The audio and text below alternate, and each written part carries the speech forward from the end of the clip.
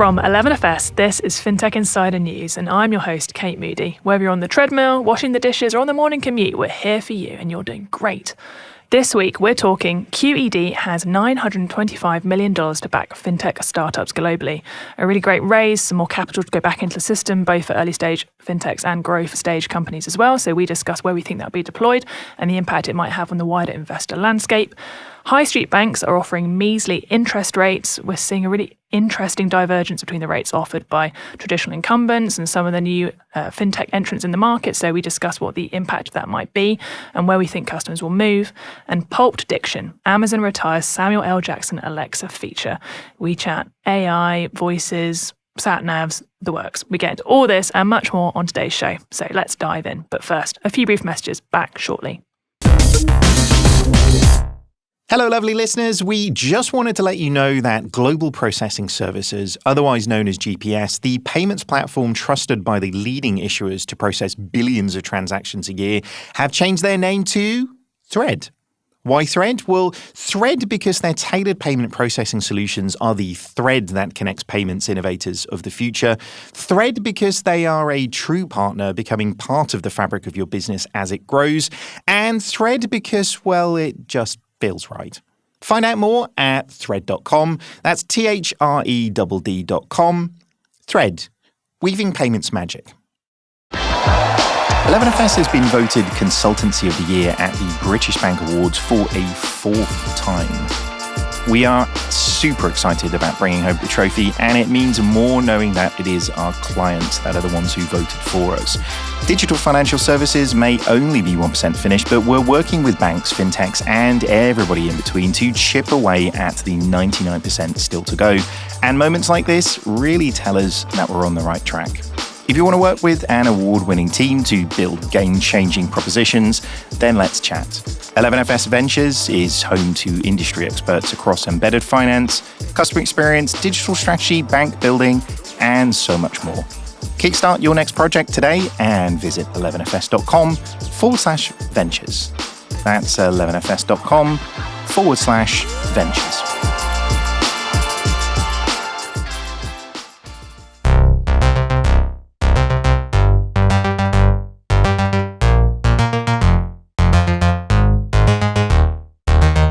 Welcome to episode 745 of Fintech Insider. I'm Kate Moody, Customer Strategy Director at 11FS, and I'm joined this week on Fintech Insider News by some great guests to break down this week's biggest stories in fintech and financial services. Firstly, it's my 11FS colleague, Benjamin Ensor, Director of Research and Strategy. Hello, Benjamin. Hello. What have you been researching and strategizing lately? Well, we're just kicking off some really interesting research looking at some of the big unsolved problems in commercial banking, so everything from sort of small business banking all the way through up to corporations, which is fascinating because a lot of the focus in fintech tends to be on the sort of consumer markets, on retail banking, retail insurance, and so on. And yet, actually, a lot of the really big, really thorny, really complex, actually really valuable problems that are still not solved sit in the commercial areas. So super interesting piece of work that we're just starting. Awesome. Yeah, looking forward to you throwing some of those insights in as we go through the news. Awesome. Up next, we have a very welcome return to Fintech Insider for Jason Mikula, publisher at Fintech Business Weekly. Welcome back to the show, Jason. Always a privilege to have you on. Why should our listeners check out Fintech Business Weekly if they're not already doing so? What are the awesome things they get? Yeah, it's great to be back. I mean, I think the key thing I try to do for readers and listeners is to separate sort of the PR and talking points from reality, and particularly lately looking at things like changing economic climate, legal regulatory climate to understand what's really happening versus sort of what companies are saying is happening. And would definitely recommend it. Yeah, always a ton of really, really useful analysis and insights. So thank you very much for joining us. And finally, we have another very welcome return to Fintech Insider for Mike Carter, Head of Platform Lending at Innovate Finance. Thanks for coming back, Mike. Can you give our listeners a reminder of you and Innovate Finance, please? Thanks, Kate. So Innovate Finance is the trade association for fintech in the UK. We represent the industry across all different areas for fintech in the UK, both policy and also representing the industry more widely. I look after the investment and platform lending side within Innovate Finance. And I think since we last met, we had our IFGS conference at the Guildhall in April, which I think was probably our best attended ever, and an extremely high energy and positivity around the sector. Awesome. Well, yeah, if you've gleaned any gossip from your attendees, then you can throw it into the show as well. Awesome bonus. Well, yeah, with that, let's get into the news. So our first story is taken from TechCrunch, and that is QED closes on $925 million to back fintech startups globally. QED investors have announced the closing of 2 new funds totaling $925 million. It says the capital will be used to back early-stage financial technology startups, as well as growth rounds for later-stage companies. There is an oversubscribed $650 million early-stage fund, its 8th, and a $275 million growth stage fund, the second of its kind, both of which are aimed at backing fintech companies primarily in the US, the UK and Europe, Latin America, Africa and Southeast Asia. Since being founded by Nigel Morris and Frank Rotham, QED has backed more than 200 companies, including 28 unicorns. With these 2 new funds, QED says it will have more than $4 billion under management. Well, we asked you guys, the listeners, on 11FS LinkedIn, is big fintech investment back? And with 160 votes, 15% said yes and stronger than ever. A bunch of optimists. 52% said no, it's still recovering. And 33% said unsure, too early to tell. Benjamin, where would you have put yourself on those options? I'd say no, still recovering, because I think the sector has taken a bit of a knock. And I think because the interest rate environment has changed, the funding outlook is different to how it was. So I think this is very positive news. I think it's great. But I'd say it's a sign of recovery of confidence rather than saying it's stronger than ever, because mathematically it's not stronger than ever yet. Yeah. Jason, were you excited when you saw the news of these funds? What impact do you think they'll have? Yeah, I mean, I've had the opportunity to work for at least 2 companies in which QED was an investor and actually spend some time with people at the fund. And I mean, I think inarguably, it is one of, if not the premier fintech focused VC. I think it's absolutely correct to interpret it as a positive sign for funding in the overall VC ecosystem. I do agree with Ben that, I think it's a bit early to say that, big rounds are back between, the interest rate point that he cited, as well as uncertainty around some of the crossover investors who are writing those mega checks, your SoftBank, your Tiger Global, are they still going to be playing in this space, writing, multi-$100 million checks into late round private companies? That I think remains to be seen. Absolutely. Mike, do you think, does confidence breed confidence in this kind of space? Like if QED have raised this round, do you think others will follow? Well, I think that there is a certain truth in that because they are so well regarded. I think that it's clearly the case that the sector has not yet started to recover, or VC generally hasn't started to recover in terms of investment levels. But the smart VC funds will raise money ahead of when they think the upturn is coming. And that seems to be what they've done. And it's a great leading indicator and a great testimony to what they're expecting to see in terms of investment opportunities in the coming years. So they're getting the money ready now for investment. So I think that's a great sign. Yeah, absolutely. And I suppose, Benjamin, if you had tons of money to invest in fintech, it's now actually quite a good time to be an investor because we've seen valuations become more realistic. Obviously, companies are having to fight for funding more. Is it a better time to be an investor if you're taking that sort of more optimistic approach, I suppose? I mean, not investing advice, of course, but people always say buy the dip, right? So when a sector is in trouble, that is a good time to buy if you've got capital and also if you've got some logic, right? If you're just buying willy-nilly, just investing randomly, that you're not necessarily going to have success. But if you're smart enough to be able to pick out companies that are good companies that are in difficulty or need funding, then yes, it's a great time to buy. Because when you've got overvaluation, it's very hard to find good investments. So a drop in valuations, if you've got capital, is an ideal time to buy if you've got the capital and if you know what you're investing in and why. Yeah. Jason, from your perspective, what is it that you think makes for an attractive fintech investment in today's market?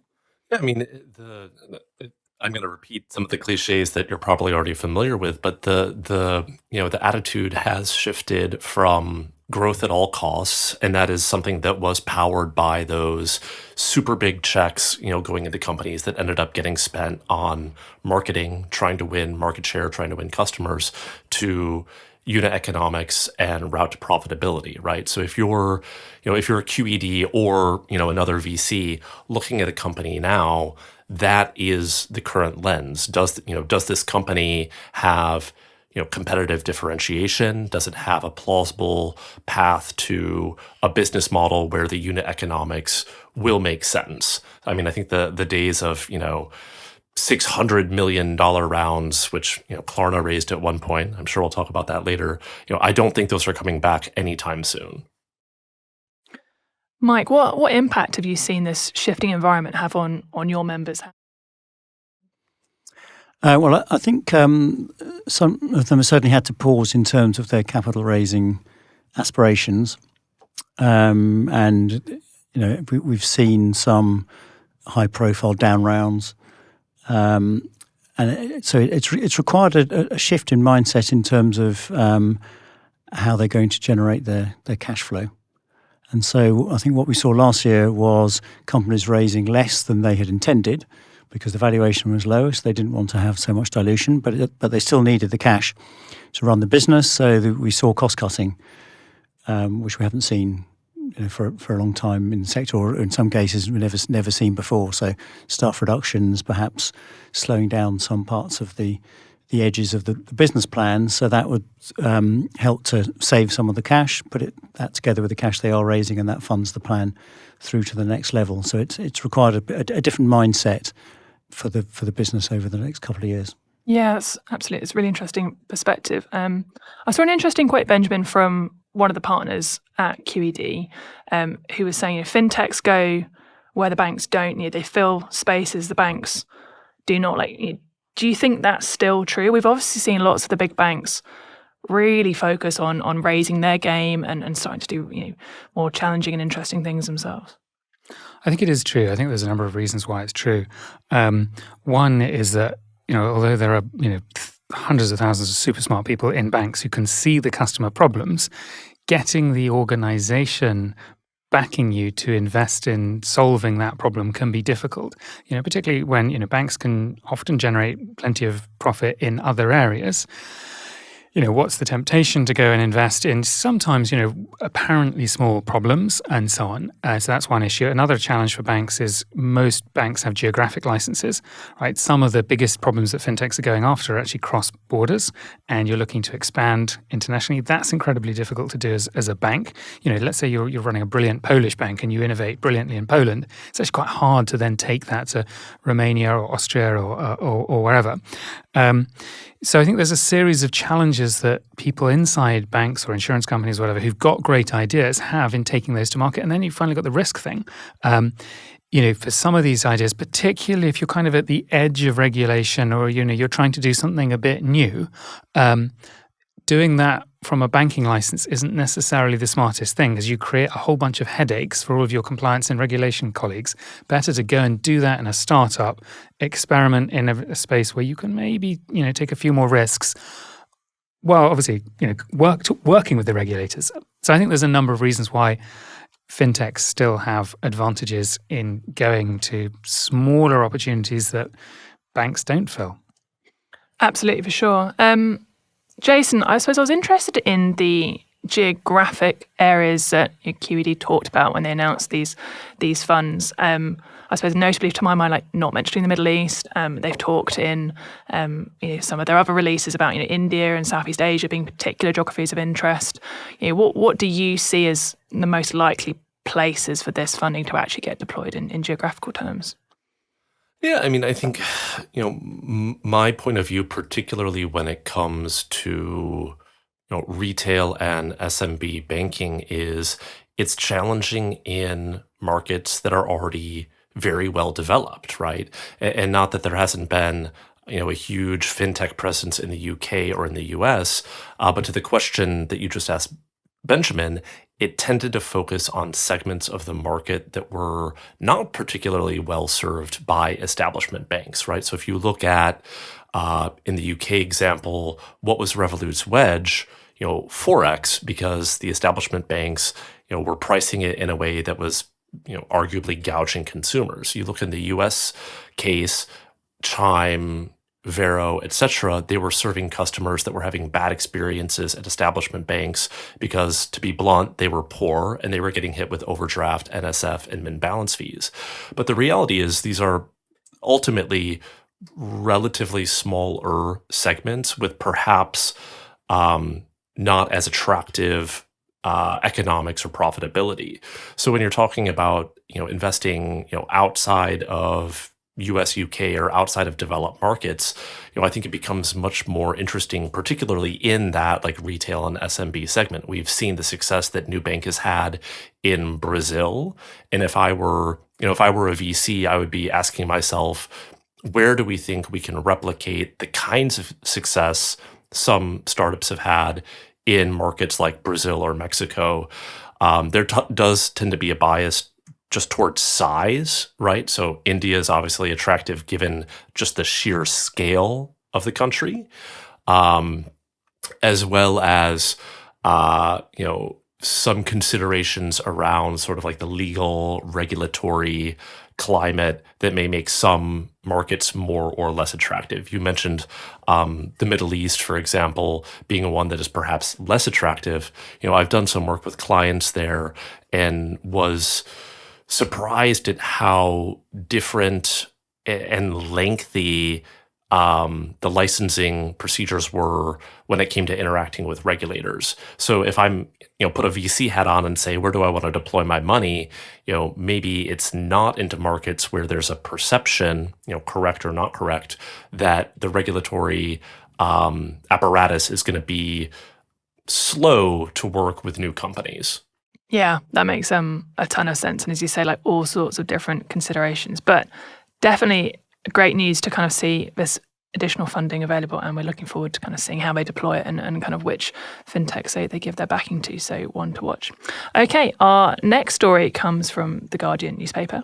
And that is that UK banks are shortchanging savers with measly rates, says Which.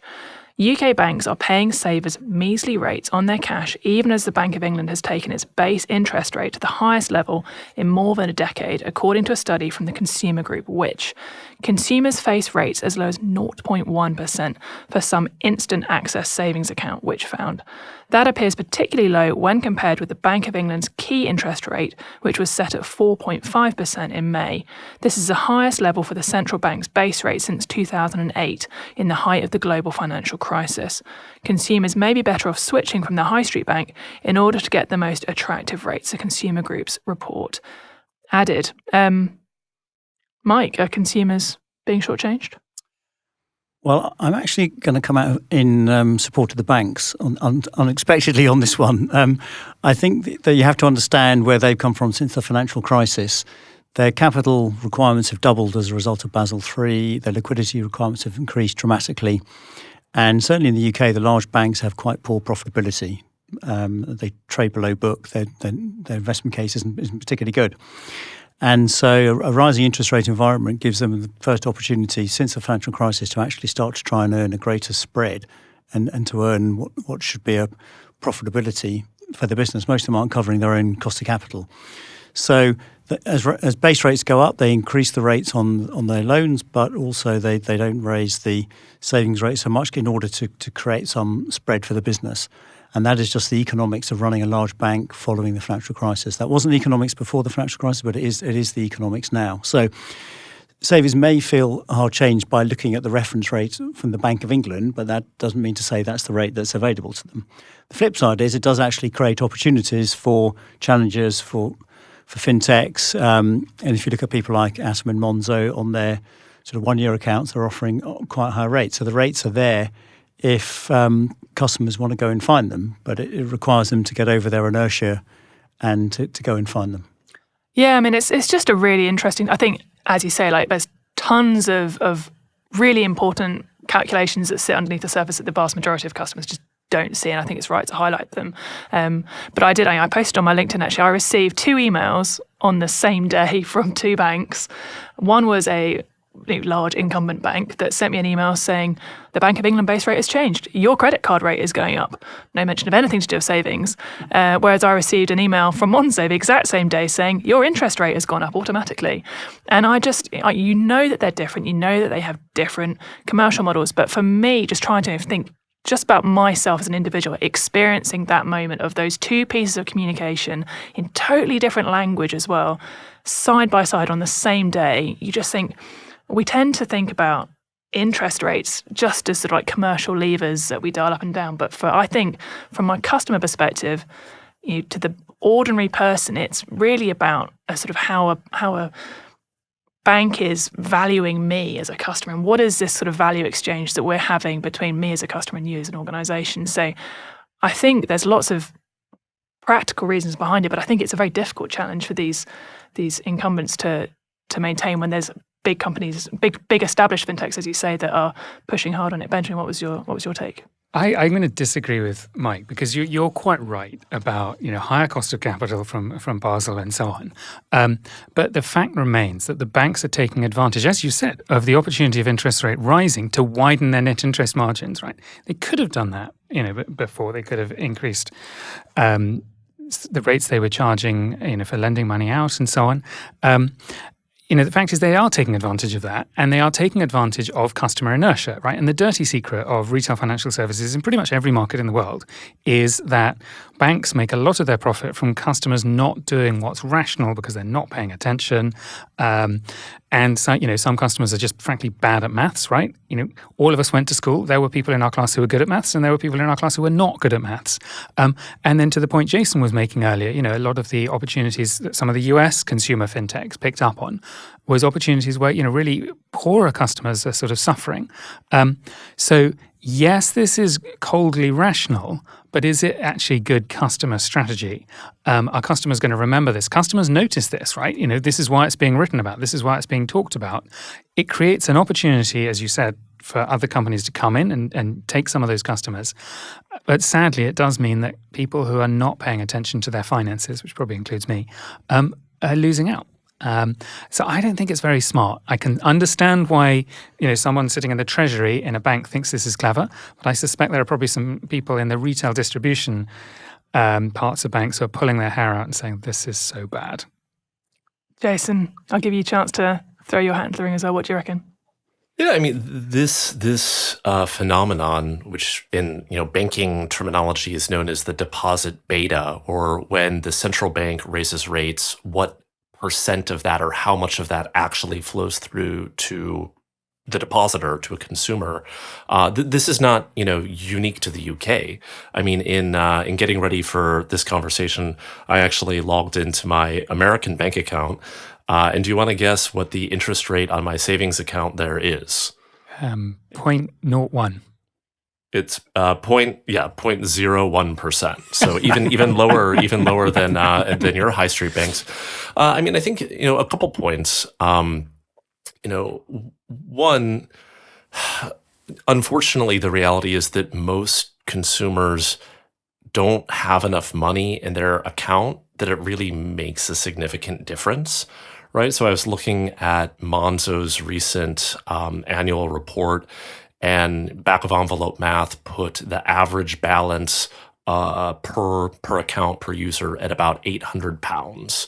So if you make an extra 2%, and off the top of my head, I don't know what Monzo is offering, but okay, let's use your 0.1%.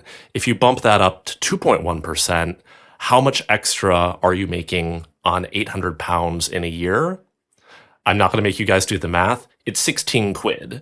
So do you want to deal with the hassle of opening up a new account and moving your funds to earn an extra, 16, 20, 30 quid a year? Most people probably are not going to go through the trouble of doing that. So yeah, I mean, on the one hand, you're right, or the article from Which is right that, the banks, many of the banks, both in the UK and US, are paying substantially lower rates than what is, what the Fed funds rate or Fed funds rate equivalent is. On the flip side, to Mike's point, like that is the business of banking, right? Borrow cheap, lend expensive or borrow short, lend long term. And managing that risk is essentially what we're paying banks to do. For the customers who are motivated enough to search out that better deal, or who have enough money on deposit in a savings account that it matters, there are better rates available. I mean, I think one last quick point, there are some interesting potentially negative impacts from this rising rate environment. And I apologize for the American-centric point of view, but like money market funds in the U.S. are offering comparable or higher rates than even the highest online savings accounts or term deposits. And those money market funds, many of them end up parking those funds at the Federal Reserve. And so the impact of that is that liquidity is draining from the system. Deposits are leaving the banking system and going elsewhere, which in turn means banks have less liquidity and less ability to lend. So, I mean, it is sort of a very complex ecosystem of who's responding to what incentives and sort of what are the first, second, and third order impacts of that. Yeah, no, I think that's definitely a really great perspective to throw into the mix. I suppose the one thing to your point about customer inertia and like, is it worth moving on, like setting up a new account for £16? I think I completely agree. Like, it's very difficult to create the energy to make someone open a new account. But I suppose the thing that feels different to me is we're not, in the UK at least, we're seeing huge numbers of people now already having an account with a Monzo or a Starling or a Revolut, and it might be sort of sat dormant. It might have been something that you opened for a holiday a couple of years ago and you've kind of parked it and you've not used it a ton, but actually it's probably there, and it's probably relatively easy for you to just open the app back up on your phone and move that money across. So I think I think if this had happened 4 or 5 years ago, maybe the banks would have been less at risk because there would have been a higher barrier to people moving their money into some of these other accounts. But, we're seeing 1.6 million customers with Chase now, even a relatively new entrant in the UK. So I think it is a different landscape. I don't know. Mike, what do you reckon? Do you think banks are at risk here? Or? I think it's a much bigger issue. It's not just around interest rates. I mean, I think that across all sorts of different areas, current accounts and general service, it's an issue in particular on a generational basis. I mean, my daughter, she's 17, has had a children's savings account forever with the high street bank that I bank with. And when we wanted to get a current account for her recently, they said, yes, you'd have to come in and do KYC. And I said, no, she's already a customer. And they said, no, you've got to make an appointment. I said, fine. They said, that's 3 months for the next appointment. Oh, wow. Why is it 3 months? Oh, because NatWest have just shut their branch in the high street and everyone's coming into here. And they said, but you can do it on the video interview. So I tried that, but there were no slots available for a time when she wasn't at school. And there were no telephone appointments available. So I'd kind of drawn this blank, and then she just went online and opened a Monzo account. I was going to say my daughter opened a Starling account a couple of days ago. She's 17. So generationally, they don't, they're doing it themselves, and the change is going to happen for other reasons. That the interest rate will be a secondary reason, I think, as to why they switch. And there's a huge number of banks all around the world that have got aging customer bases because they're losing that younger generation because of a whole bunch of reasons, like how easy it is to open an account and things like this. And I take your point, Mike, that most banks don't make money on retail bank accounts. But this kind of behavior is dangerous because it teaches a generation of customers or a group of customers, hey, the bank's kind of ripping you off. And even if they're not, it doesn't feel good. Yeah, definitely a really interesting trade-off and really interesting to see kind of who the winners and losers are. And I suppose, how long this interest rate environment lasts for, right? Because, everything could change and then we're back. These are certainly not normal times and normal rates. So one for us to keep our eyes on. Okay, we're just going to take a quick pause here. We'll be back shortly. Hello and welcome LFG people to Fintech Insider, Blockchain Insider, 11FS Spotlight, 11FS Explores, Open Mic Night, After Dark. Through our podcasts, videos, newsletters, and live events, we have a direct line to a truly global fintech community.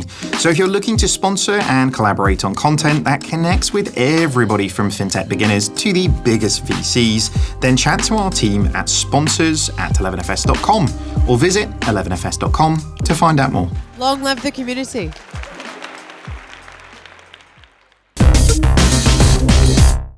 Welcome back. Before we get on to the second half of today's news, a quick note to go check out the latest episode of our Fintech Insider Insights show.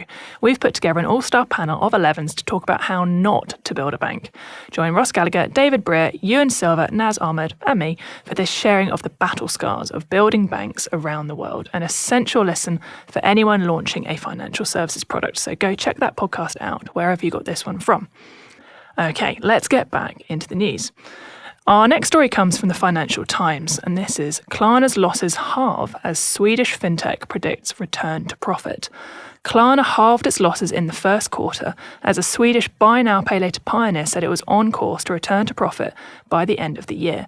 Once Europe's most valuable private tech company, Klarna said on Friday that its net losses narrowed to 1.3 billion Swedish krona, or $120 million, in the quarter, while credit losses shrank more than a third.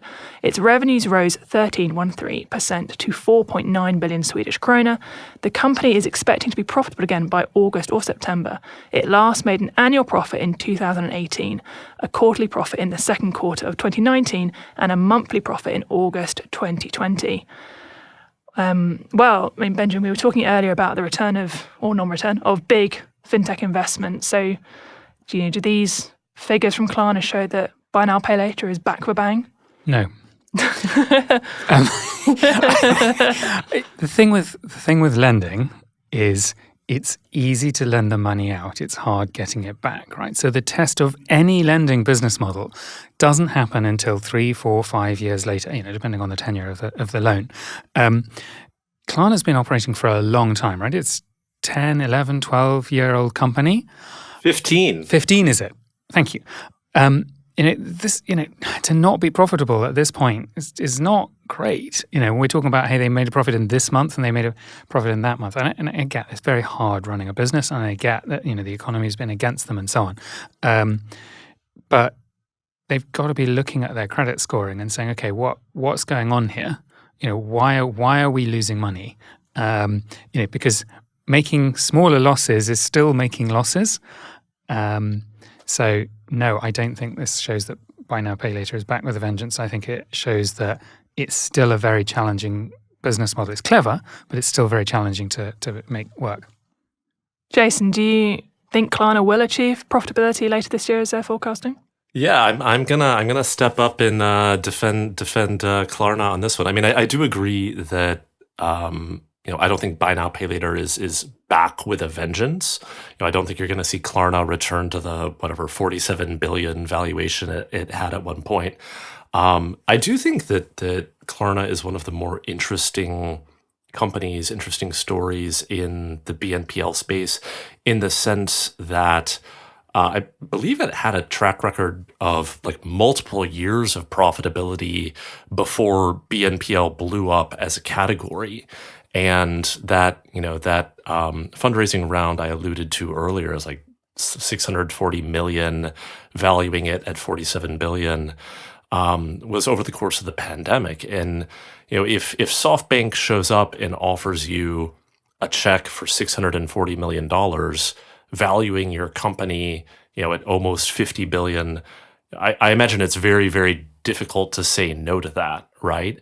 And so I know now it's very, very hard to remember what the world looked like in 2020, 2021, but it I imagine was not an irrational decision to say, we're going to take this money and we're going to expand as rapidly as we possibly can, right?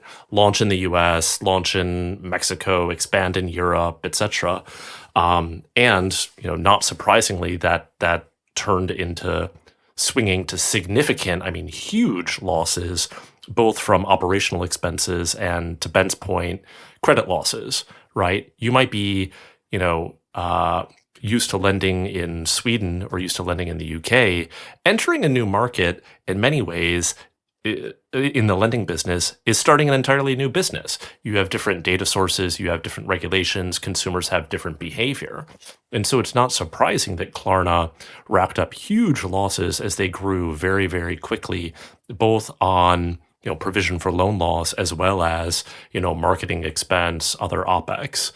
I think this report is certainly positive in the sense that Klarna seems to be pulling the levers they need to pull, right, to try to reduce credit losses, reduce whatever else marketing spend. I don't know if they did, I can't remember if they did layoffs or not.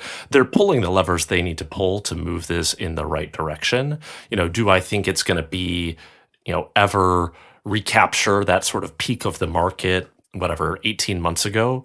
No, like that for a number of reasons. I don't think those numbers were ever realistic. And when you take a sort of sober look at these businesses, and not just Klarna, to be fair, you look at Affirm, which is publicly traded, slightly different product mix, but quite comparable. Or you look at, Afterpay and try to sort of deduce what Afterpay inside of Block, should reasonably be worth now. All of these companies are down 80, 90%. So I think maybe I'm a little bit more optimistic than Ben is. I am actually speaking with Klarna's chief commercial officer soon, which I'm going to release as a podcast, so listeners can take a look and see if that's out by the time this show comes out. Oh, nice. Yeah, definitely one to keep an eye out for. Mike, where do you sit on the optimism spectrum for Klarna? I'm quite optimistic about them, actually. And as has been said, they have been around for a long time. I think it's almost 20 years, actually, and they were profitable every year up until about 4 or 5 years ago. They link in very well with the topics we've already been discussing, actually. So they are a bank in Sweden, and they're 95% funded through bank deposits, I think. So they've probably got the cheapest funding cost of anyone in the market. Even if they were paying base rate, they'd be cheaper than anyone else funding through the wholesale market. So they've got a really good funding advantage. The loans are only 3 months, which means you can change your credit criteria very rapidly. And so I think they have brought any credit issues back under control. And it seems from the outside that they put their foot to the floor a few years ago in terms of expansion around Europe, but also into the US, which I think is now going to be their biggest market.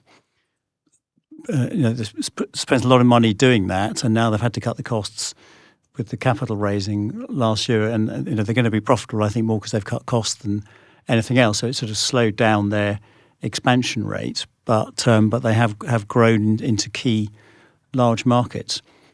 Yeah, and I think they've built good market positions. Very few European companies have gone to the US and succeeded, and they may well have a chance to do that. Yeah, I think it's really interesting about the US in particular. In the investor note that kind of accompanied these releases, they did zoom in on that. In the US, it's seen sort of double-digit gross merchandise volume growth in this period, and they've said that their credit loss rates have improved by 64%. So obviously, kind of focusing on growth in the US, and we know how important that is. Benjamin, we've also seen Klarna, do some new initiatives recently around giving customers more control over their accounts and giving them the ability to switch off access to these products. How impressed or unimpressed were you by that?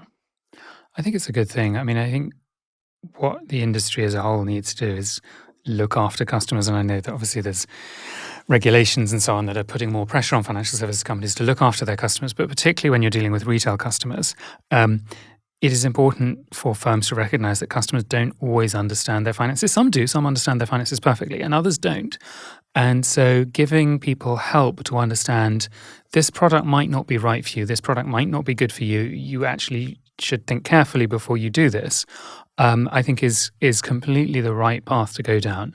I think also at some point, companies like Klarna, buy now, pay later is great, but are they going to have wider relationships with customers? And if they're going to do that, they need to start thinking about, well, how else might we help customers? And so building a broader relationship with customers that's actually helping customers a bit more is, I think, a good step. How serious that is, I don't know. Actually, one other thing, just very quickly, I should also point out that Klarna has survived. There are plenty of buy now, pay later companies in Australia and elsewhere that have collapsed. So for all that I was giving Klarna a hard time, they are still in business and they've taken some of the right steps, as you rightly said. So I think it's good that Klarna is looking at trying to bring in some financial health features and trying to think about how do we look after our customers, not just lend to them. Yeah, no, absolutely. I guess I have the two parts of my brain, like the kind of like happy optimistic side and the skeptical side, and the skeptical side makes me think like, are they understandably just trying to get ahead of the regulatory curve? We know that there's going to be increasing regulatory pressure on the buy now pay later space, and maybe they're just trying to get brownie points ahead of that. But if regulators can make companies behave better and look after their customers just by talking about possibly regulating them, then that's a good outcome for customers, right? Yeah, absolutely. Fingers crossed. Okay, moving on to our next story. This one is taken from TechCrunch. Plenty's new wealth-building app targets couples blending finances. Relationships are complicated. However, thanks to some fintech companies, mingling the finances of these modern couples can be easy. Plenty, a company that helps couples discuss, manage, and invest their money together, is the latest to launch its platform. It's focused on millennials who want access to wealth-building opportunities that take into account their relationship status. Users connect their financial accounts and then can choose which accounts to share with their partners. There is also a cash management product, a portfolio backed by money market funds, your favourite, Jason, currently offering 4.83% annual percentage yield. To find out more about what gap Plenty are looking to fill in the US market, we reached out to Emily Luck, CEO and co-founder, for some more information. When we decided to build Plenty, it was driven by three major demographic shifts. First, individuals between 25 and 45 years old are the second largest generation in the country.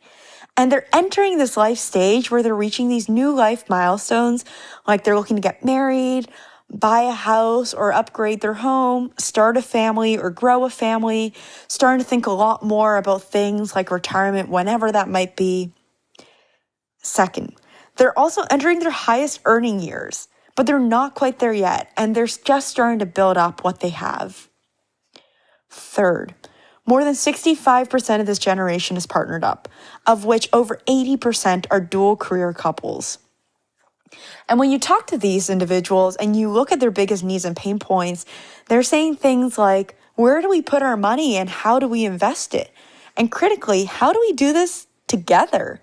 The average household makes $92,000, and the average financial planner costs $2,500 to $7,000 per year. That model is just totally broken for the majority of this generation. And even things like building tech to make financial planners more efficient, it just wasn't going to make a big enough difference. We believe the key to changing this paradigm is in automation. Automating the value of financial planner, or better yet, automating the value of the white glove service level of wealth management, but at a price point affordable to all. Jason, come to you first on this one. What was your verdict on this? Can tools like this help couples break the financial taboo? I mean, I think any additional options are helpful, right? I mean, I think financial decisions tend to be one of, if not the most stressful conversations in many relationships, and I think people negotiate those conversations and challenges differently, right?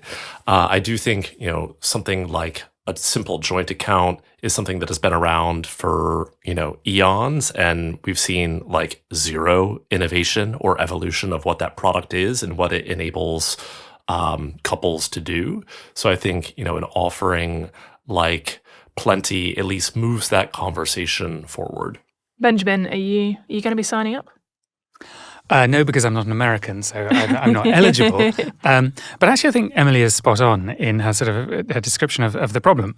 That this is actually a difficult area. It's surprisingly difficult to even open a joint account, to your point, Jason. And then, there's actually a whole variety of different flavors of it, because there are sort of accounts which are tenancy in common. What happens when one of the partners dies? Because, of course, that can happen. What happens if you split up, etc. So it is quite complex. And this whole area of shared finances is actually, I think, one of the few areas in consumer fintech that hasn't been particularly well addressed. It's really common in a relationship, either for the partners not to talk to each other about money, but also for one of them to know more about money than the other. I'm sure most of our listeners, one of you in your, those of you who are in couples, one of you in the couple is better at finances than the other. Probably the one of you who's listening because you're in fintech, but not necessarily, right? And I always think that all of us, the ideal private banker we would have would be, someone good looking of the opposite sex, i.e. probably our partner, right? Or not necessarily opposite sex, but you know what I mean. So if you can get your partner to manage your finances for you, wonderful, fantastic. Someone you trust to manage your money for you, brilliant. And I think the other area where I think Emily is absolutely spot on is the point she's talking about the cost of financial advice and financial planners. That is, to me, the big last unsolved problem in retail financial services. So if she can combine, or if Plenty can combine, fixing joint accounts, making it easier for people to share and pool their finances with better financial advice that uses automation, brilliant. I think she's onto a winner. So I think this is really, really exciting. And I wish Emily and her team every success, because I think this is really, really interesting area. Mike, amongst your members, do you kind of see many fintechs that you think are doing interesting things in this space? I haven't seen this in particular. I mean, I think there's been a lot of attempt to innovate around current accounts and deposit accounts and in those kind of areas. And I think, to Benjamin's point, there has been very little innovation around jointly held accounts, investment accounts, assets, anything like that. And I think that definitely needs to be improved and needs to be made simple and easy, and for people to think of it as a matter of course rather than thinking of it as something difficult that they've got to go and find out how to do it.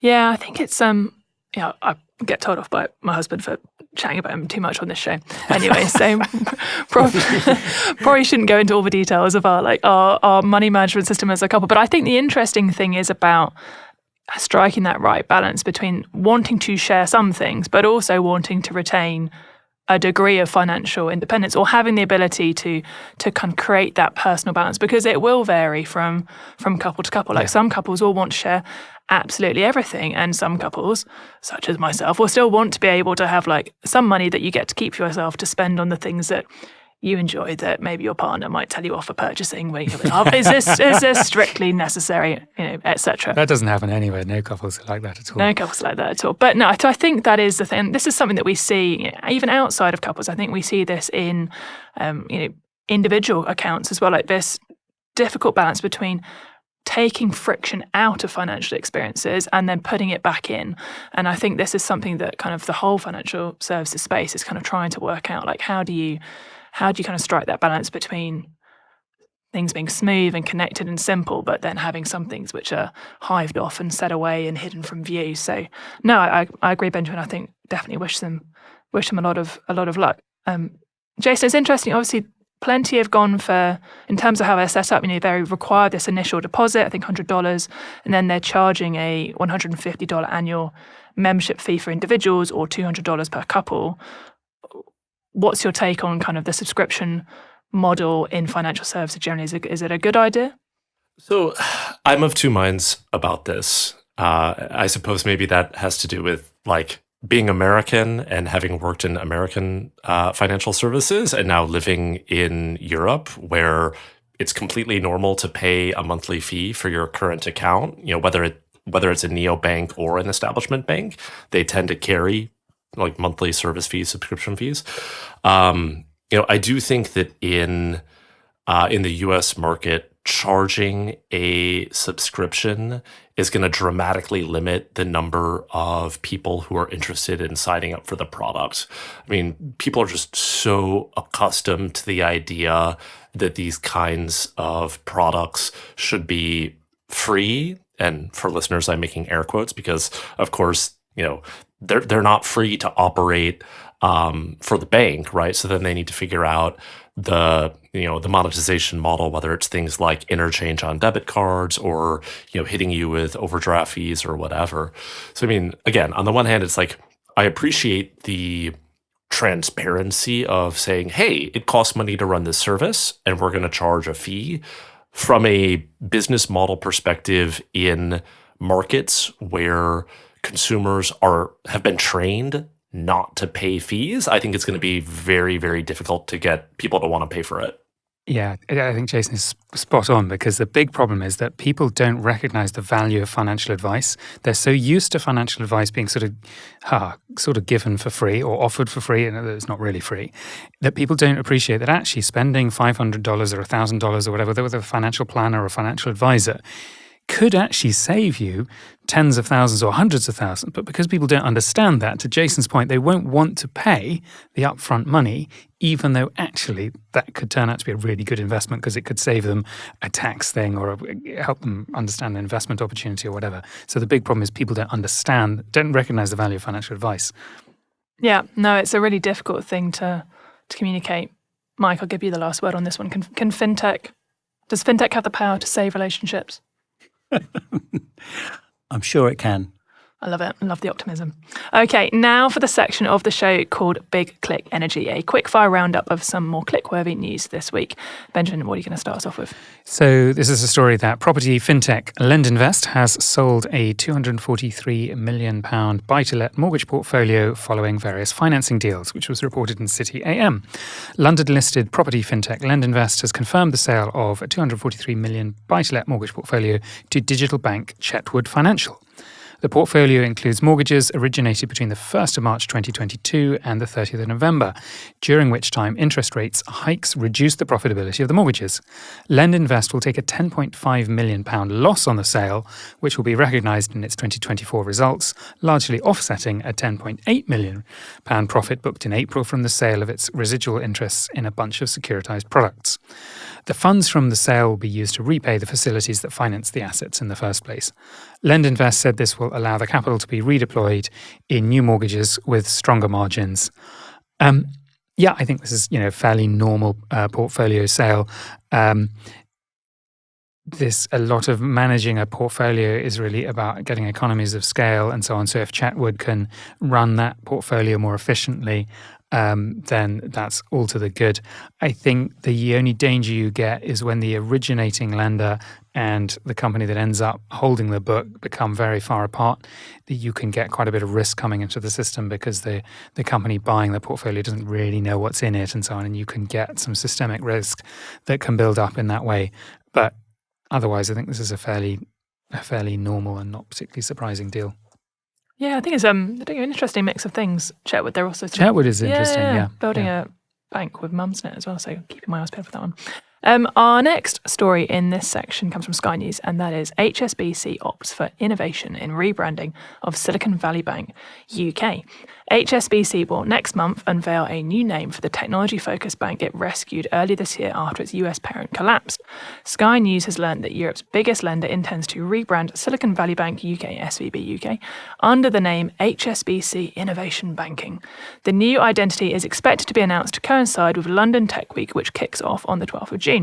One tech veteran told Sky News it may stoke concerns among entrepreneurs that by bringing SVB UK under the HSBC brand, the new subsidiary was at risk of surrendering the operational independence that had made it a distinctive presence in the SME banking market.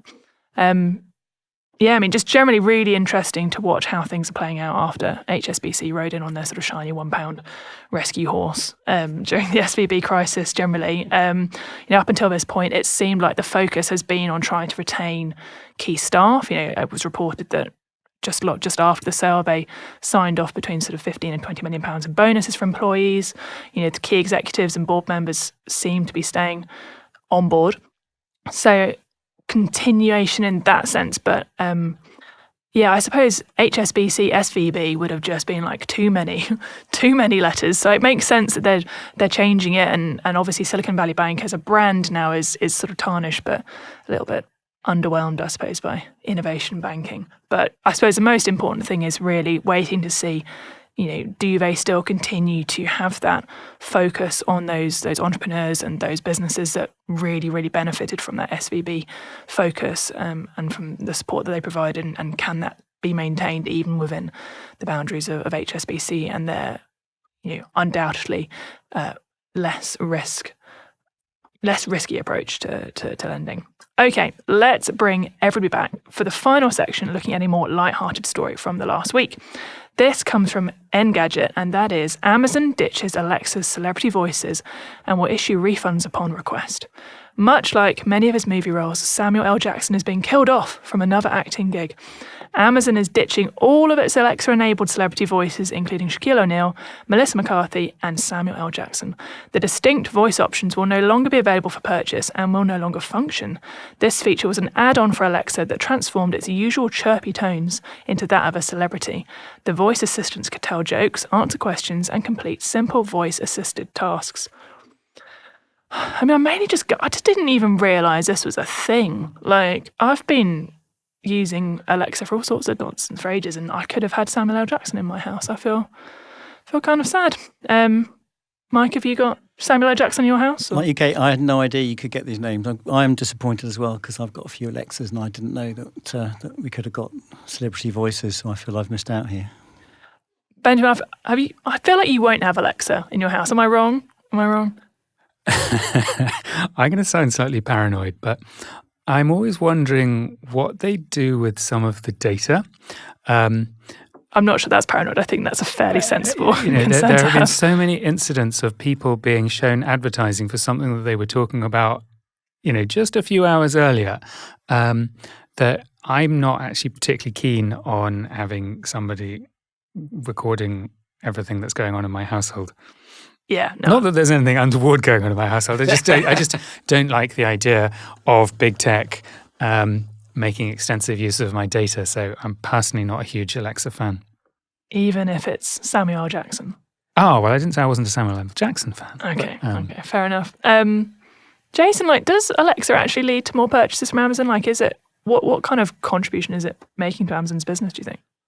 I have no idea. I own one or two Alexas, and honestly, neither of them are plugged in. I realize as a tech or tech adjacent person, I'm very much a late adopter for some of this stuff. I mean, even, I use Siri incrementally, and usually I just get annoyed. I mean, maybe now that we have, generative AI, it's going to make all this stuff work better. But it's really unclear to me to what extent Alexa, and I think Amazon also, I don't know if they still do this, had buttons you could buy. So a literal physical button that was send me more laundry detergent. I have no idea if they're still doing that or what, how accretive it was to their revenue creation. So maybe one of the other guests knows the answer. No, I remember seeing the same thing advertised to me when I bought all of the baby merch I bought around when my son was born, because I think clearly it's mainly targeted at parents that are very stressed and time poor and just want to press a button send help, send help, send help. But no, I don't know if it's still working. I mean, I suppose what I've heard rumors, Mike, that Amazon are going to move towards, or all of these kind of companies with the rise of AI are going to move towards allowing you to hear things in your own voice or the voices of people that you know, which just freaks me out. I don't know. No, that's certainly not something that I would want. No. I mean, do you think we need celebrity voices, Benjamin? Is it kind of a big loss that they're getting rid of this? I remember some of the early systems where you would have this very grating accent reading things out, and it was just incredibly frustrating. So I think having the ability to choose the accent that you have and that what you're listening to is important. I think there's people all around the world who find certain accents difficult to understand and others easier to understand. So I think being able to choose between a variety of accents, to choose the one that you find easy to understand and easy to listen to, great. And yeah, if you want to pick a celebrity to, read books out to you, or you want, maybe we could get, celebrity voices on this podcast. If listeners would like that, and that would make this podcast more useful, then, great. So I think there is something about certain accents are a pleasure to listen to. And so to that extent, yeah, I think, why not? I think on the sat nav, it would make a long car journey much better. Yeah, absolutely. I mean, if you could choose any celebrity voice for an AI assistant, Mike, who would it be? You should hear the sat-nav lady try to read the very long Dutch street names. It's I mean, I can't say them myself, so I'm very sympathetic, but it's when it's 30 letters all jammed together, doesn't have a chance. Mike, which celebrity would you get to read Dutch street names to you? No, it would have to be Arsene Wenger for me. so that I could All right. chat about Arsenal matches with him. If combined with a OpenAI system, getting Arsene Wenger's opinion on recent matches would be a great conversational tool. Convince yourself you're back in the days of the Invincibles. So Exactly. yeah, makes sense. Jason, what about you? This is timely given the end of Succession. I want no Brian spoilers, please. No spoilers, please. I've not watched it. I want Brian Cox in character, screaming at me in his sort of Succession Waystar Royco affect. That doesn't sound very soothing. Not at all.